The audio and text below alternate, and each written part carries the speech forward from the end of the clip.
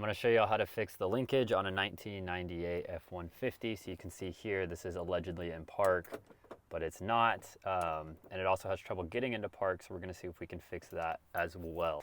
Now let me show you which truck I have, just in case you don't know. But looks like that. Now the first thing you're going to want to do is get underneath here.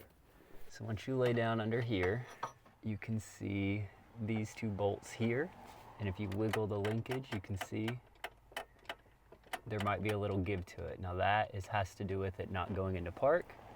And then this little piece here, which is more towards the front with the wheel on it, is how you change the linkage alignment.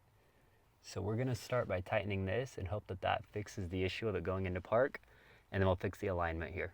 So what you need is a bit that looks like this. It's hard to get it to focus, but it's a T25. And what you're gonna do is just tighten that up. You can see how loose that was.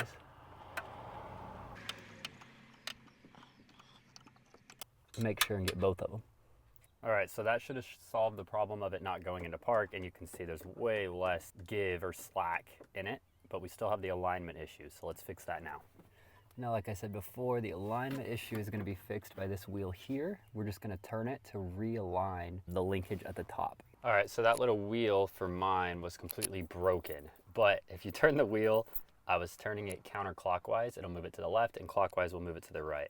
Mine broke, so I have to go get a new piece for it, but the other part did fix the linkage.